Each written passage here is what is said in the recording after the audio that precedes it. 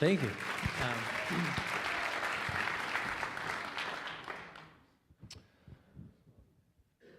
When I graduated from college, I remember that day being the darkest, most depressing day of my life, because I had a theology degree and I had a severe hatred of the church. And those don't go well I remember being together. at Quest Field and getting my diploma and being, now what? This is bleak. First church I was in after I graduated, I was their worship leader, and they closed their doors within 6 months. Church was done. It was a really difficult experience for a lot of people in that place. I then went and was at a church in Seattle, a large church where the culture was such that I remember one of them putting it this way when asked why we couldn't do some of the outreach activities with the youth that we wanted to do. They said, we're not an outreach church. We're not a missions church. We're a family church, and we prefer to keep it inside the family. And not every church in the world or in America is like that. But it was an experience that, for me, put me into another dark space in my life.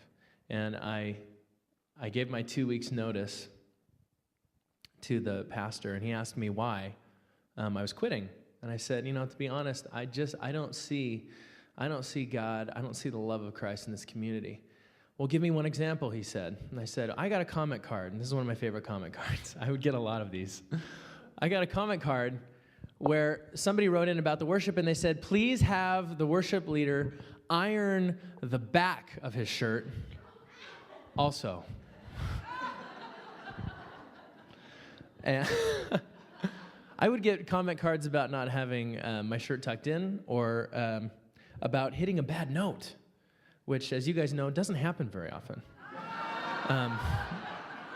But when it did, I had on Mondays, I would have, a big list of things I'd done wrong, and I could go on and on forever, but the point being that it just seemed to me like church had become about trying to take everyone who came in the door and fit them into this cookie-cutter mold and make them all talk the same way and act the same way and dress the same way and be the same person.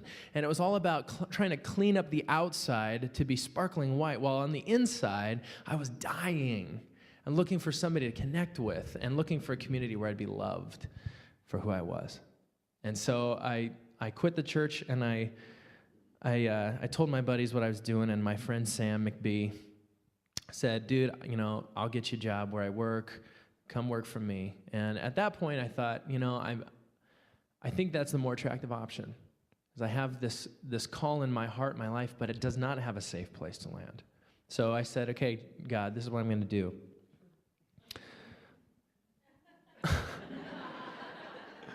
I give you 2 weeks.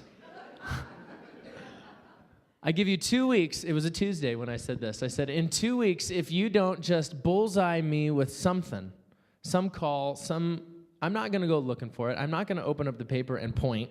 I'm not going to go looking, right? You're just going to have to, bam, hit me right between the eyes. And 2 weeks went by. And the next Tuesday, I woke up, and I had a message on my phone. And it wasn't from Sam, who I'd intended to call. It was from a number I didn't recognize, and I listened to my message, and it said, "Hi, this is Monty. I have an incredible opportunity for you."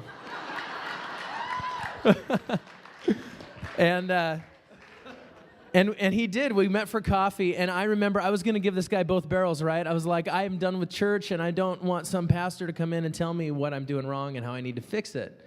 And he may have a place for me, and they look like they need to do youth and worship, etc. But, we'll see about this. And we sat down, and, Monty, you walked in the door, and, he looked just like he did now, and I was used to pastors who had the regal bearing, and the suit, and the kind of kingly presence. And Monty just kind of seemed like a friend right away. And he's like, "Oh, you already got some Joe. I'm just going to get some, and we can just, get to chatting." And I was like, this is awesome. Okay. And I remember asking him, like, what is the difference? What's the big deal? Here's where my heart's at. I'm sick of church, man. I'm sick of the fact that I just don't feel like I have a place where I can be myself. And I have this call, and I feel like a gifting that God has put in my life. I sure don't know what to do with it. And he said, and this stuck with me in particular. He said, the more that I have journeyed with SVA and seen how messy it can really be to be in a church where you allow people to be who they are, the more I see God take the time and investment of its people and just multiply it back to them infinitely. It's an incredible thing. It's organic. It's out of my hands. Jesus is at the head of our church. And I remember I left and I wrote him a letter and I said, I just want to thank you because if I never work here, if I never show up at SVA, I'm just glad to know there's a church like yours out there. And it turned out it worked out. And we're still feeling it out to see if it's going to keep working. But we're working on the ironing aspect. But where it's landed me now is for the last 3 years I've been in a place where, having been finally allowed to be myself in a community, I've now seen and been able to, with the help of you guys, build a place where teenagers can have that exact same experience. And to have them say to me, I'm so grateful that this place is here because this is the only place that I can feel like I can be free, where I can meet God, where it doesn't matter what I look like or sound like, and I'm accepted.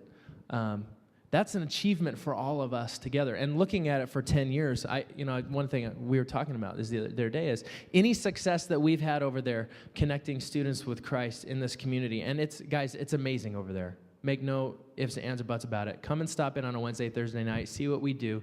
Just visit, just hang out with teenagers. You'll see there's life there. There's so many incredible stories. Students that have been pulled out of addictions, pornography, drugs, alcohol. People who have seen hope. And in their own houses, in their own lives, they've been able to see that hope magnified and made manifest and real. I wish I could just have them just parade up here and have their stories come pouring out. But that's something that we can be proud of together because I've only been here for 3 years. SVA's existed for 10. And what we have all done together, what you guys have done in creating this place, pays off extraordinarily in the lives of students in our whole community. Right now, our youth group is about 80% comes from the valley where they have no connection with church via family or anything like that. That's extraordinary, and that's because of what we have done together here. So I want to thank you guys for being a safe place for me to land and also for being who you are so that our students have that too. Thank you.